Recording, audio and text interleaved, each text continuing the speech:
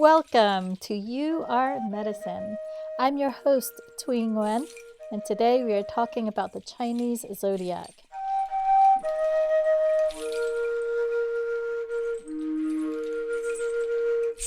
Do you know what animal you are in the Chinese Zodiac?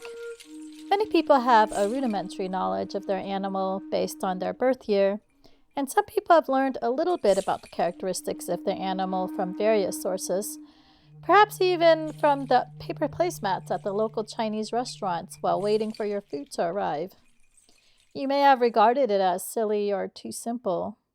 Maybe you suspected there is something more to it. I felt that way, and it wasn't until I met my partner Daniel that I was able to access a more in-depth understanding of this profound system. Daniel learned from a teacher of Chinese cosmology, Liu Ming, and through his close association living and learning from Ming, he absorbed some knowledge about the Chinese zodiac. Coming from the same source as traditional Chinese medicine, the Chinese zodiac system is based upon a cosmology that observes natural patterns that influences a person's character within an ever-changing world. This character can be summed up as certain animals. But did you know you don't just have one animal, but 4 influential animals? One for the year, month, day, and hour of birth. And also, did you know that each animal is also influenced by any of 5 elements: metal, water, wood, fire, or earth? There are 12 animals in the Chinese zodiac, so with 5 varying possibilities of for each animal, there are 60 different types of animals for each of the 4 animals you possess, and I can't even begin to start to calculate how many potential variations of 4 there are in a person.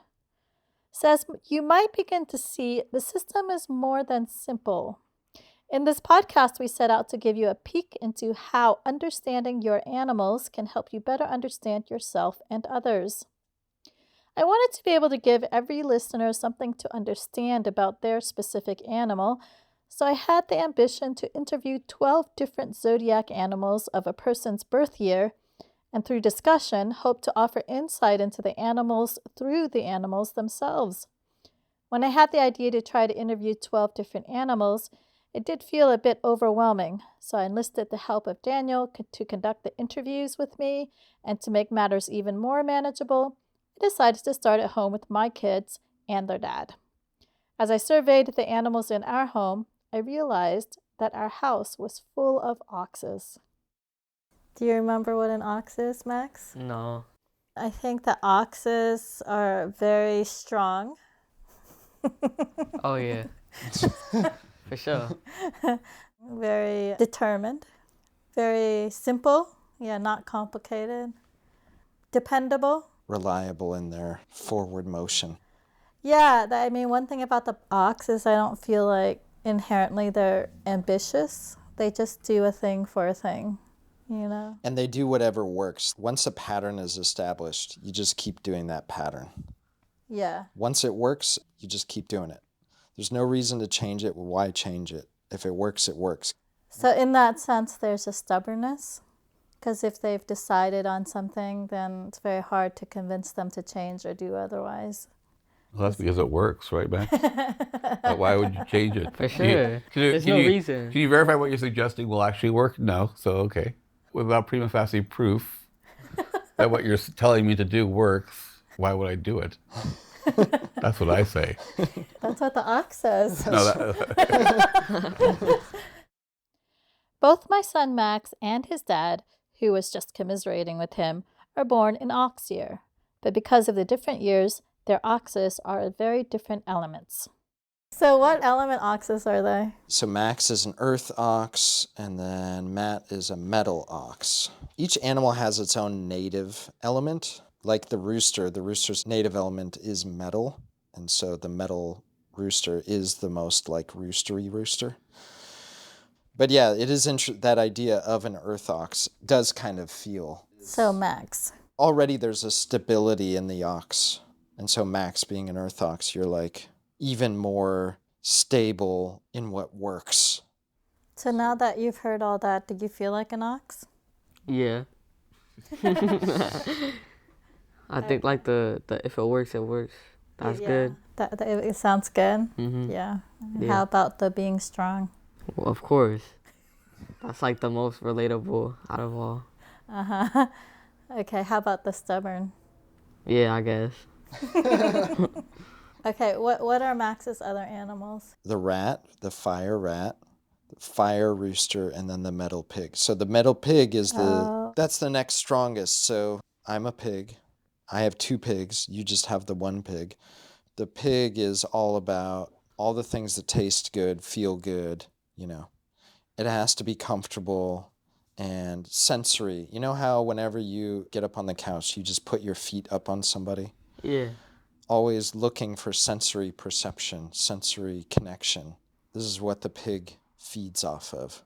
And that translates into food, that translates into experience with relationships, people, translates into all kinds of things. He's definitely a pig. He loves eating, he loves food. This idea that your hour expresses your year in some sense. So you express your oxness through a pig-like quality. So like you make the same egg meal every morning kind of thing. Because it works. Because it Yeah, 'cause works. it works, of Tastes course. good, Yeah. feel good. And then the fire rooster. Seb also has the rooster, right? So this quality of like, say, Max, go do this thing. Why? Tell me why. Why should I do that? So there's a bit of the ox there, stubborn, because you're already doing what works. So why? Tell me why I should do that thing. But then the rooster needs all the data, so you have to prove it to the rooster. Prove to me. Give me the data. And if you can't provide the data, then there's no energy to do it at all. And then the fire rat. The rat brings with it wealth and abundance. Because this idea of wherever the rats are is where all the good food is and where all the good storehouse is, you know? The rats will be at the biggest house in the village that has the most yummy stuff in it. So this association with abundance, and that even translates into, you know, cash money, rich. So people in Asia, and specifically in China, will often like plan out to have a kid that's a rat baby to bring abundance to the family kind of thing. That's good. Do you feel like those 4 animals? I feel like the pig and the ox. You feel like the pig and the ox? Yeah. You don't feel like the rooster? I mean, I guess. I mostly feel like a pig and The ox. rooster also has to be the... Rooster has to be the right one. It has to be the right one. Always has to be the shiny one. He is the one shiny that one. That everyone's looking at, you know? He used to walk into preschool. Max! Oh, Max! Indifferent, sort of the indifferent charm. Like, everybody say hello to me, but I'm just going to walk in and just... Yeah, that's a rooster self-centered. strut. That's a straight up rooster, yeah. Straight up rooster. So the rooster, and then maybe your rat nature will come out later. Yeah. I don't really see rat in him either, but he has it. Still young. Yeah, The collecting of the shoes is interesting. that's a little rat-like, yeah. Yeah. It was very interesting for me to listen to my 13-year-old son reflect on his animals and how he feels the ox and the pig are the strongest. The year and the hour, which for him are the ox and the pig, are the 2 strongest influences on a person's character, and he definitely can relate to them. The rest of us, being in his family, can feel the influence of the rooster and rat, but because of his young age, these 4 characters and the complexities of their interplay with relationships and the world will be seen in time. His relationship with money and resources, which can be seen in his rat, has yet to be developed. As a young person, he still has a somewhat uncomplicated understanding of himself and the world, and so his animals can express themselves simply. I was curious to see how his dad, who is also an ox and who is almost 50 years his senior, relates to his animals. Well, you've heard a lot about the ox now. Do you feel like an ox? Yeah, I guess so. I don't know. I hate it. But yeah. You hate sure. being an ox? Oh, I hate being an ox in relationship to all the other signs. But yeah, I don't mind being an ox by myself. What do you mean? No, it's The just ox isn't supposed to mind being an ox. That's part of an ox trait. Well, but he's also a double rabbit, so I'm a double, and I'm a horse. and a horse. So it's interesting when you do have a character that's doubled up, like you have 2 rabbits. The year and the hour are the the strongest in terms of their natural capacity for influence of the character, but your rabbits are the month and the day, which are usually diminished in terms of their influence. But because they're doubled up, it adds something more potent to the quality. And so the rabbits, we haven't talked at all about the rabbits, but maybe let's start with the horse, since the horse is the hour anyway. So the horse is like, so the metal ox, you point them in one direction, they go, go, go. But the horse is just like all about work. Work, work, work. Is that true, Max? Yeah. For sure. And lots of different kinds of work, The horse just has projects going on left, right, and center all over the place, kind of a thing. But it's a water horse, so fire is the native element of the horse, and it's like a wild stallion. It's not a tame horse. It's not the domesticated horse. It's the horse running out in the open field that you can't tether down, right? That's the fire horse. But the water horse is more like, That's the old horse. It's the old horse. It's the guy you put out the pasture. Exactly. Yeah, you hook the plow on him, and you don't care because you work him to death because he's like old. an ox. You're gonna be serving him for dinner in a couple years. Glue stick. But then you combine that with the rabbit, and so you have two rabbits. You got a wood rabbit and a metal rabbit, and the rabbits are on the opposite end of the spectrum from the rooster, because the rooster's all about data, prove it to me, prove it to me. The rabbit is very emotional and very intuitive and is sensing everything by their gut feeling about things, basically. They just get a feeling about a thing and they trust that feeling without question. The complete opposite of the rooster nature. They don't really need any data to prove anything. They'll just tell you, oh, no, it's like this. Why is it like, oh, just trust me. It's like this. Trust me. Does that feel right? Yes. Yeah. It's weird because I would have thought that he would have rooster because you're all intellectual and always reading, but you're more rabbit. Two rabbits. But if you look at what I read, right now I'm rereading Kierkegaard, including on Scientific Postscript, where the basic conclusion is that subjectivity is truth.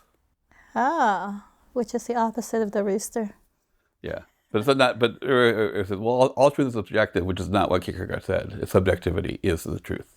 What you actually conceive and what you actually grasp of the universe is the actual truth. There's the paradox of humanity being there's no truth outside yourself, right? There's no objective truth that you can discern, because paradoxically you're mortal, but you're also temporal. So you can't grasp the objective truth, no matter how long you live in heaven, because you're ultimately finite. Says the rabbit? Sounds like a rabbit, yeah.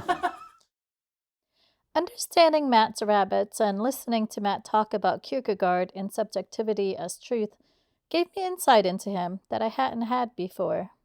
I always regarded his head in the books as a type of intellectualism, and now I see it as a broader search for truth, understanding and resonance, the rabbit way, which is intuitive, feeling-based, and subjective. The rabbit is exceptionally charming because it feels where everybody is and it knows how to relate to everybody. Yeah, I can do that, actually. I can walk into a party and I can basically ping everybody and have everybody think I'm just the greatest guy in the world. I can basically get almost every person there wanting to sleep with me, pretty much. It just was tedious because... Sorry, Max, I forgot you were here. Look, cover your ears, boy! What the heck? So do your animals make sense to you? Yeah, the horse thing's I hate the horse now. I'm gonna... No, the idea is to accept your nature, not hate it. I'm gonna figure out how to put it down. I'm gonna break its leg and put it down. I get another spirit animal on the dock. I think Matt's disdain for his horse is a recognition of the behaviors and discomfort of what can happen when an animal disposition becomes exaggerated. As long as I've known him, Matt has been a workaholic.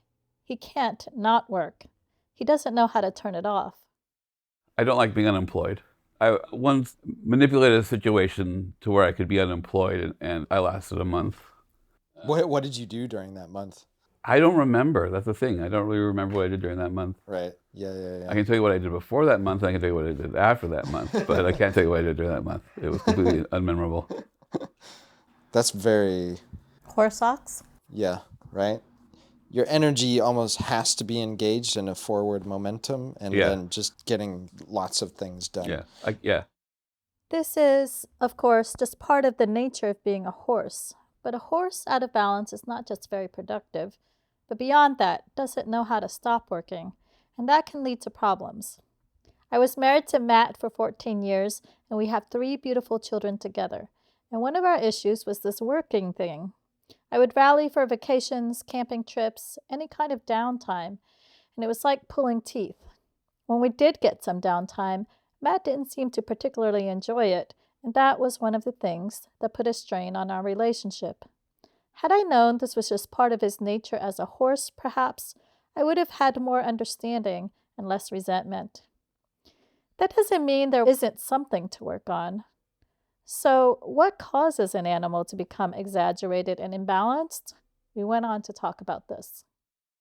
So you like your rabbits Yeah. and your ox, it but makes you want to sense. kill your horse? I want to kill my horse. I want to take it out. I'll take it out of the Can you field. give some counsel here? I think the thing is like, because your character, you can't get rid of your character, unfortunately. shut up. You can't. The ox don't want to hear that. But the horse, you can just redirect, because that energy of just like going, constantly wanting to do, you can just redirect it. It doesn't have to be work, you can redirect it towards things that you actually... Blah, blah, blah, blah, blah, blah, blah. I think what the challenging aspect is the combination of the horse with the ox, because once the ox gets going, it's very hard to pull back on something. Mhm. You have to get through it or turn it to something else, right? Because the ox is just unrelenting in its forward momentum. So it's more like, well, where's the momentum gonna go? And turning the momentum towards something that's actually gonna be nourishing for you in the long run, giving you energy rather than depleting your energy. I think that's where the difficulty is. That's where the rabbits can come into play. Because the rabbits know where, yeah. Right. And of course, a big part of that is the stupid rabbits. family. The oxes and horses step on the rabbits. They kick them. They No, don't the care. rabbits are riding them. Yeah, they're riding them. Maybe that should be my mental image going on. Oh yeah. The rabbits are the ones that are guiding the horse and Yeah, the this ox. is my charm. It's all about the rabbits. I think the way to deal with your horse is, I think the problem isn't the horse. The problem is that you suppressed your rabbits. That might be true, yeah. I ruminate enough, I let my rabbits, figure out some stupid thing to do, and then I just do it. And I haven't let my rabbits be stupid in a long time. See? Yeah, I know. So I just figured I'd have to let my rabbits be stupid, and then I would think of some really stupid thing to do, and I would just, accomplish it. Yeah. Okay. Stupid rabbits. Oh, No, the Intuitive rabbits. Intuitive rabbits.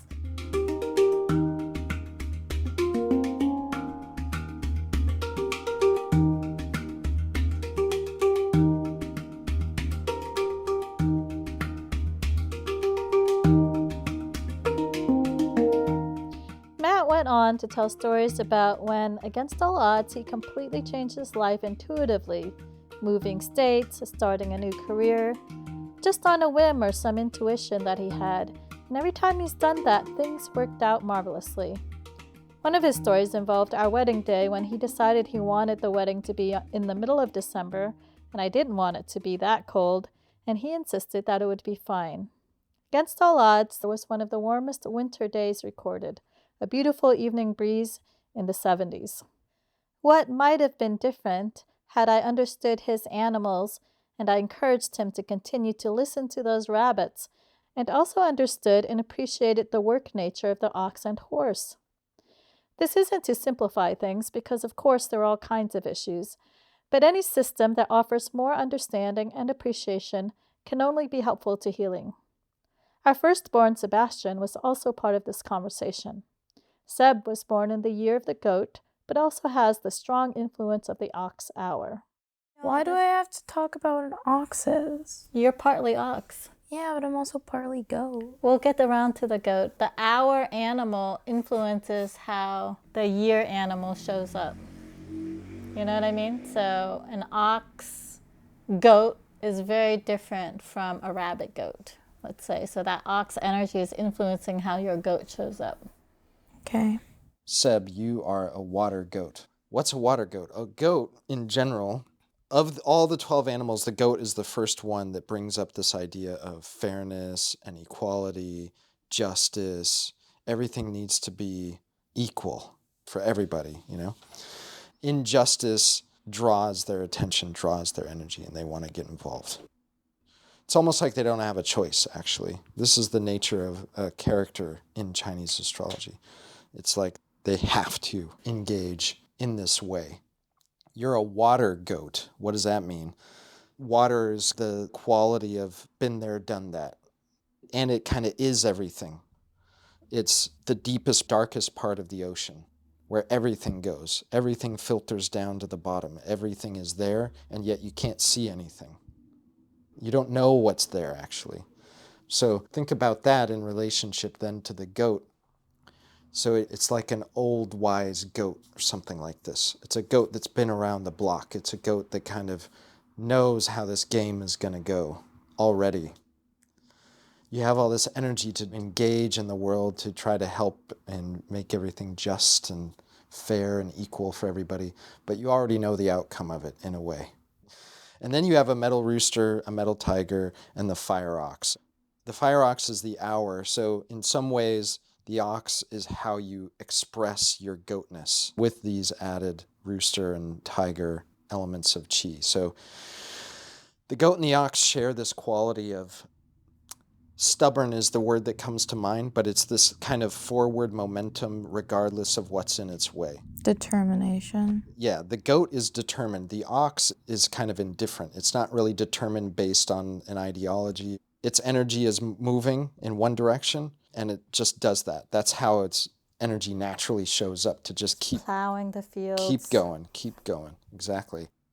Seemingly no effort, really. It takes sometimes a lot of effort, but the effort doesn't overcome the ox, you know? And the goat also has this quality of like, it is more of, like you're saying, this determined energy where it wants to see justice done, and it will see it done, even if it knows it won't get done, kind of thing. It needs it to be that way. So this kind of quality of like unrelenting energy, backed up by the rooster and the tiger. The tiger's interesting because it has this dualistic nature, almost like a double life. But it's not really a double life. It seems that way from the other characters that are engaged with it. But the tiger, in order to feel normal, the tiger has to engage with two aspects, almost seemingly opposite aspects of energy and movement. So when you think about it in nature, the tiger in nature is like extremely powerful, expressive, and explosive. You know, when it stalks its prey, when it's ready, it attacks and takes down its prey, and then it eats its meal. But then after it eats its meal, it needs to go and hide because it's extremely vulnerable. And so then it retreats to its den, away from everybody else, away from everything else. And so it has this very dualistic quality to it. It's that flavor of qi in human beings as well, where to maybe a certain group of people or to the outside world, you express a certain way. But in order to keep up that flavor of engagement, then you also have this other side that then balances out that expression, right? Mm-hmm. But this is all in relationship with your other three animals, right? So all this outward expression into the world to engage in this certain way for justice and for equality, etc. But then you have to balance it out with like knitting, exactly. And these kind of flavors. And they're both supporting one another. Mm-hmm. You couldn't take one away and keep up the other one, right? And then the metal rooster is the ultimate rooster. The rooster's all about data, quoting quotes, historical fact, and intellectual knowledge. The rooster upholds all of this and is kind of the epitome of it. Does that sound How like does that you? sound? The whole 4 animals together? Yeah, I think definitely parts of it resonate. I feel like a lot of my experience is someone who like doesn't know very much, in the sense that no one can really know very much, but like kind of has no choice but to intake all of this information all the time. And it's like becomes about this kind of dichotomy about like what am I supposed to do with the information? Do I have this responsibility to the world or to certain people? And I think all of this theoretics is like obviously where I like naturally go, but I think also a lot of the time it just manifests in like me being a very confused individual and someone who like I think I try to delegate a lot of my being into like theoretics, and then I realize that in the real world it's a lot more complicated than that, and I think that can cause me to come off stubborn or like self-serving or etc. But yeah, I think it's more like I have some parts of my being, I guess, that feel like larger than they should be in the sense that they're too much for the rest of my being. And I feel like a lot of my experience in the world is those two things being at conflict with each other constantly. And I think I definitely feel some of that in the goat and in the tiger. I definitely think that I'm like an analytical person. I always valued intellect and intellectualism and believed it to be very spiritual and believed it to be very kind and in service of the world. I think in a sense that a lot of people who are more intellectual, maybe have more of a feeling about intellectualism, don't believe. So I do also sense that in the rooster. But yeah, I think most of it. As I listened to Seb, a few things started to become clear. The goat thing feels quite apparent, as Seb has always had this intense quest for social justice. But there was another thing that I realized that I hadn't before. Despite their deep love for one another, Seb and their dad butt heads a lot. An ox horse butting up with a goat ox. I'd always assumed that it was because they're so similar, and in a way, the similarity of the stubborn ox makes both of them unwilling to give in. But the rabbit and rooster are opposites. Matt expresses his intuition and feelings intellectually, and Seb expresses their intellectualism spiritually. In a way, they are the inverse of the other. I wonder if having this insight and understanding might help their relationship. And then there's another ox in the family, my middle son, Adrian. But Adrian's ox takes a back seat to his dog, who is the year, and his tiger, who is the hour. Adrian has tiger too. Adrian's tiger hour. I mean, that makes sense, right? Because Adrian feels like he has a double life. He does feel like he has a double life. How? Yeah. How do I have a double life? Because in the day I'm Adrian, but at night I'm Thad. I think that when you said earlier, whatever the first question was about like what people we could act ourselves around, you said me and then you said your friends. I think that you act different around your friends than you do around me. Like I think 50% of the time you act the same around me as you do around your friend, but then sometimes you can talk to them about certain things and you can talk to me about certain things. Like it's like, I don't know, like your personality can shift, but that makes sense. Like people's personalities shift around different people. But they're both you. I think you're probably very different at home than you are with your friends. I guess so. I mean, I think you're always social, but then sometimes there's certain points where you need to like relax and rejuvenate, and I don't think you can do that around everyone. And that's totally the dog-tiger combination, because the dog is extremely social and you have two of them. Yeah. But then the tiger, it's like the tiger goes out into the wild and everybody's terrified of the tiger and hunts and kills. But then as soon as the tiger eats a meal, it's extremely vulnerable and it has to go and hide back in its cave and rejuvenate. Yeah, that's Adrian. I think that's totally accurate. That's me, all right. Yeah, you can feel that. But you have double dog, so you're super extrovert, but then sometimes you need to retreat. After I eat a meal. Yeah, exactly. You had a bad day. Like, everything went wrong. What do? Do you go home and like shut people out and just rest? Or do you talk to somebody? Or do you emotionally eat? Like, what do you do? I'd probably go hang with my friends. Yeah. No? I disagree, but What would you do? I would hang with my friends. What would you say to and make jokes. I think that some of the things he's saying is he's not thinking about it. Like, I think you're thinking about it, but I think I could, like, come up with different answers for the things. I think Talila has the right answers I for think all that- the questions and all the people. I think that even though he likes being out with people, I think that when you have a bad day, you kind of want to be with people, but you aren't energized sometimes. Like if you have a bad day or like a kid's annoying you at work and you're like upset, you don't want to be alone, but you want to be kind of like to yourself, but with other people, if that makes sense. If we're hanging out and you're having a bad day, you don't want to like not hang out with me. You kind of just want to relax more in silence and like But have people kind of around. rest, but have someone near you that you could talk to if you want to like talk about how you had a bad day. But then I think later, once you're kind of recharged, you like going out with your friends so you can make it a better day. So yes, hanging out with your friends, but there's something in between. What Tallulah is describing is very much a dog-tiger combination. The instinct to retreat, but not be alone. It was wonderful having Tallulah's insights into Adrian. It's common that a person close to us can see us better than we do, especially if that person is perceptive. We went on to talk about Tallulah's animals.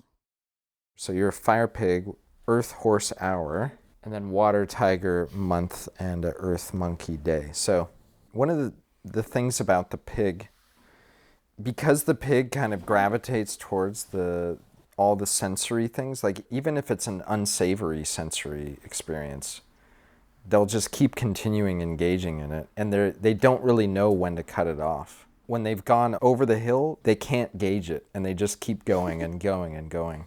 And that's like supported by the horse too. And the horse has the pushing. energy to just keep going. That makes sense to me. And to my mom, that makes sense.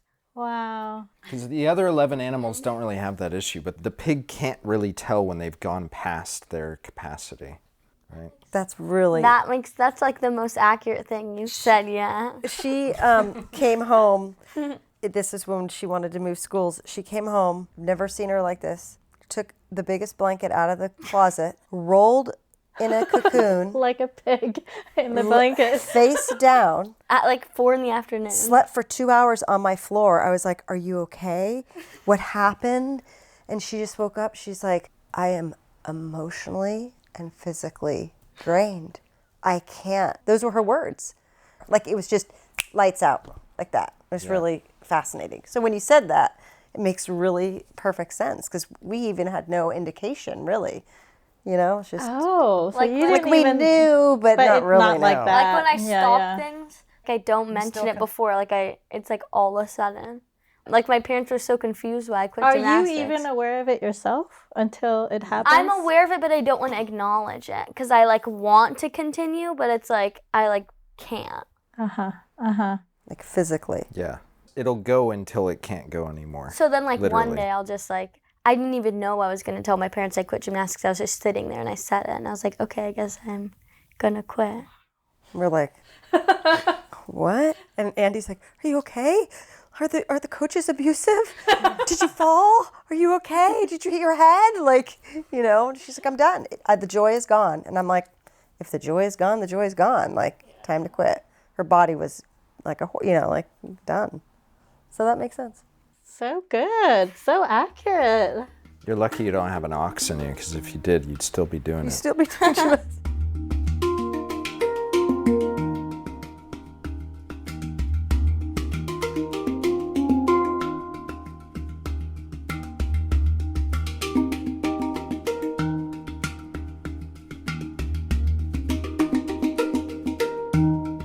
It was affirming to hear Kipling's story of Tallulah's burnout, demonstrating the influence of the horse on the pig.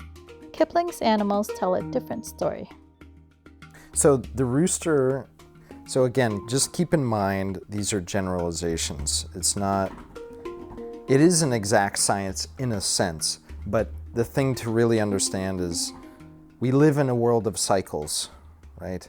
The sun rises, the sun sets, and the cycle of the seasons and cycles and cycles. So we are a set of cycles in connection with cycles, basically, and this is a mapping of those cycles, but we're a collection of a whole bunch of different cycles. So the idea that you are one thing, like a rooster, doesn't really make sense, but it gives a general flavor. So all of that to say, like, it doesn't communicate exactly what you are, but it's more of a flavor. And you have 4, you have 4 animals. For you, it's a rooster is the main animal, And then your dragon is the next main one. So let me start with the dragon. The dragon is all the other 11 animals together. It has all the capacities so that it can basically do whatever it wants. A dragon can just imagine what it wants to do and just get it done. Whatever it can think of, it can do, right? And there's really no obstacle in its way. And how that translates into the dragon's experience at times is like it has a hard time connecting with everybody else because the dragon can just get up and fly over everything. Do you feel like it's kind of, you have that flavor? Yeah, I think more so when I was younger, and like I definitely was fearless and didn't really care about things. And I would go, oh, I mean, that makes sense. Now I'm a little bit more conscious of honing in some. Yeah. So the dragon is the secondary character of the 4, and the primary one is the rooster. So the rooster is like the one in the hen house that thinks it's the most amazing thing to ever happen. The rooster's kind of like, it's the male in the hen house. It's the one that's like strutting around and yells every morning at 6 a.m. as soon as the sun's rising, so everybody knows that he's there. It's not me. And the quality of the rooster is like, it's the opposite of the rabbit. The rabbit is very intuitive. It senses everything about the world and it just feels its way through the world. It doesn't rely on what it learns. It doesn't rely on the data that it gets from things, right? The rooster is the opposite of that, where the rooster relies on what it can quantify, any data. So research, if you can write it down and you can prove it based on the data, the rooster's always like, well, look, here, I got the real answer.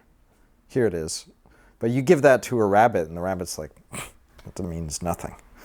Has no value. That feels very accurate. To you? Yeah, like the data part and don't you think? Like I like to find out things. I like a very intellectual person and also a very precise person. She loves looking stuff up.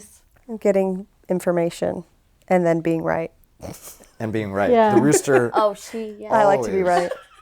It's a bad quality. She doesn't like being wrong. And I like to win. But coupled with a dragon, that's, you probably are right. I mean, it's like 2 very strong energies like that. Kipling is certainly a force to be reckoned with. We went on to talk about more rooster qualities of organization, orderliness, cleanliness, control, and research, and Kipling shared that she sometimes tries to curb those tendencies. But I wish I could do that more, let things go a little. I always say I'm going to try, and I just can't. But it's not your nature. It's not my nature. So if you try, it's not good. It's more all the animals in balance. That's what we want. We're striving for our animal in balance. So a rooster in balance is control is good. All the hens are in order. Yeah, exactly. But that also like how you grew up too. Like if there's a lot of things that you have to control, or if there's things that were out of control, your way of coping is control. Right. So. And that just fuels more of the imbalance of the animal if you have an upbringing that's like, because the animal you are also means you're good at it. You're good at putting things in order. You're good at it. And so a lot of times we just rely on what we're good at to kind of get us through trauma and things like that. And then it's like hyperactive, So.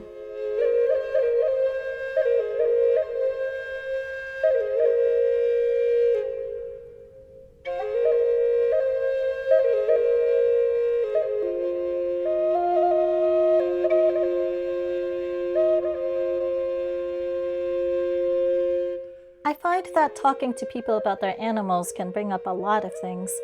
If we associate positive things to our animals, we feel proud or happy to be them. If we associate negative things to our animals, we may feel shame or regret. These feelings reflect our modern Western tendencies to label things as good or bad, and then try to get rid of what we think of as bad and only associate with what we think of as good. Of course, there's no such thing as a bad animal, or even a good animal. Animals are just what they are. Every animal has a gift to offer. Likewise, each animal's tendencies can go into overdrive when under stress or duress. The key isn't really to try to control an animal's tendencies, because, for instance, a pig will do what a pig does, but to try to decrease stress and strain on an animal so they can offer their gifts to the world. A happy pig is a very generous, magnanimous, and compassionate person.